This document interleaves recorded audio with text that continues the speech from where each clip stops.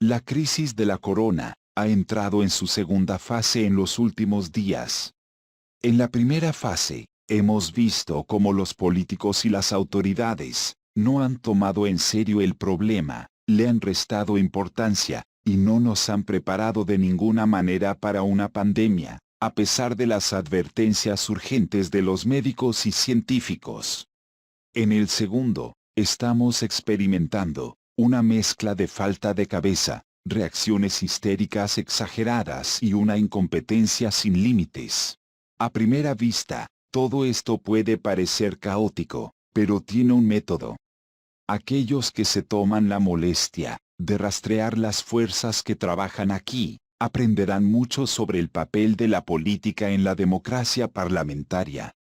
Cuando el virus apareció, se propagó lentamente, y comenzó a convertirse en un factor de perturbación para la economía. El principal interés de la élite financiera era seguir impulsando los mercados financieros a niveles cada vez más altos, como lo han hecho en los últimos 11 años, y continuar la orgía de enriquecimiento de los últimos años sin perturbaciones. Los políticos les han dado un fuerte apoyo en esto, al restarle importancia a la pandemia que se avecina, sin tener en cuenta el hecho de que decenas de miles de personas se infectaron gradualmente, varios miles murieron, y los científicos serios advirtieron urgentemente que no se le restara importancia.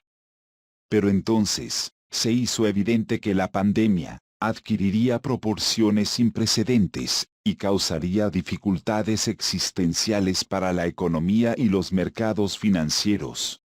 Los políticos reaccionaron, cambiando radicalmente el curso y pasando del modo de pacificación y apaciguamiento, a un modo de sobremarcha completamente histérico, porque se ha hecho evidente que la élite financiera está en una situación tan desesperada, que esta vez necesita una redistribución aún mayor de abajo hacia arriba, que en 2008.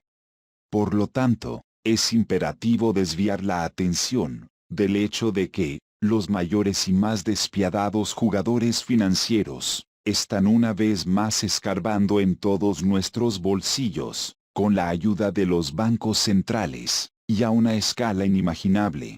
La semana pasada, la Reserva Federal de los Estados Unidos prometió préstamos a Wall Street de 1,5 billones de dólares para compensar sus pérdidas. Unos días antes, la Casa Blanca había pedido al Senado 2.500 millones para combatir la crisis de la pandemia. La relación entre las medidas sanitarias para el bienestar de la población y las inyecciones de dinero para limpiar los especuladores más inescrupulosos del casino financiero fue de 1/600 en los Estados Unidos solo en la semana pasada. Pero eso no es todo. En todo el mundo, desde la crisis de 2008, los bancos centrales han creado trillones y billones de dólares de la nada, y los han puesto a disposición de los inversionistas ultrarricos, a tasas de interés bajas o nulas. Sin embargo, al mismo tiempo, el gasto social se ha reducido drásticamente, como resultado de las políticas de austeridad, y los sistemas de atención de la salud se han desmantelado radicalmente, en algunos casos se han destruido por completo. En la actualidad no hay ningún país del mundo que esté adecuadamente preparado para una pandemia. El colapso de los mercados financieros está todavía en sus primeras etapas. Cuando la burbuja de los derivados estalle, y eso ocurrirá en los próximos días o semanas, no habrá forma de detenerla. Entonces, incluso 1,5 billones de dólares ya no serán suficientes. Entonces los gigantes financieros declarados, demasiado grandes para fallar, necesitarán sumas mucho más altas, y ciertamente, las recibirán. Tan pronto como esto ocurra, las cosas se volverán extremadamente precarias, tanto para los políticos, como para la élite financiera. Después de todo, ya es previsible que el colapso de los sistemas de salud, bajo el próximo ataque de los pacientes, hará que la gente sea, cada vez más consciente de la doble moral que se aplica aquí. Enormes sumas de dinero para la élite financiera, y lamentables limosnas para la salud de la mayoría de la gente. Por esta razón, los políticos se preparan actualmente para un escenario mucho peor de lo que la mayoría de la gente sabe: la restricción totalmente excesiva de los derechos civiles, el cierre de las fronteras y la participación cada vez mayor de los militares no tienen por objeto contener el virus y proteger así la salud de la población, sino prepararse para una situación de guerra civil, cuya aparición es inevitable en vista del colapso total de la economía y el sistema financiero que se avecina. En términos algo más claros, podemos esperar que los bancos cierren, y que las cadenas de suministro y comercio se interrumpan en un futuro próximo, con el resultado de que la población estará subabastecida. Dado que más del 80% de las personas no están preparadas en la actualidad, muchas de ellas se quedarán pronto sin dinero o alimentos.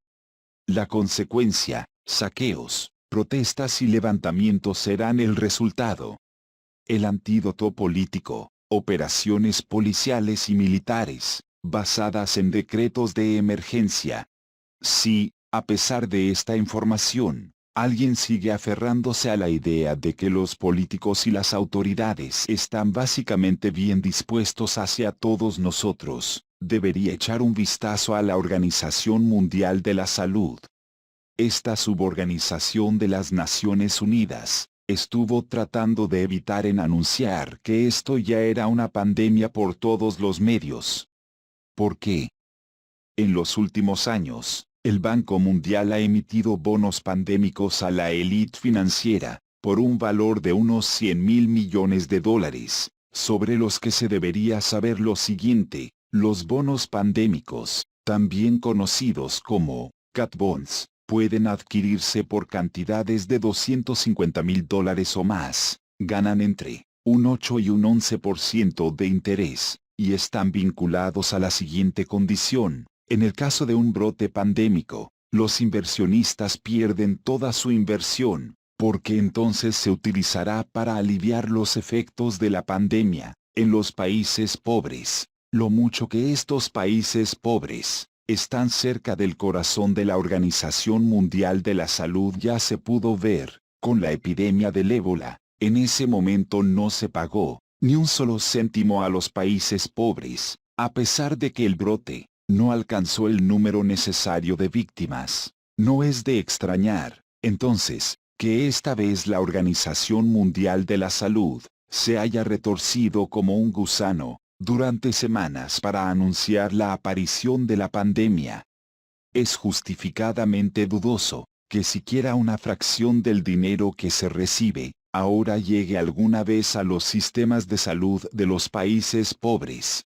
La lección que hay que aprender de los acontecimientos de los últimos días y semanas es simple, y se puede resumir en una frase: el papel de la política en la democracia parlamentaria no es servir al pueblo y protegerlo en situaciones de emergencia, sino únicamente ayudar a la élite financiera a mantener su poder y aumentar su ya inconmensurable prosperidad, si es necesario, desafiando todos los valores éticos y humanitarios básicos, y mediante medidas que hasta ahora el mundo solo ha conocido en un régimen militar y dictaduras fascistas.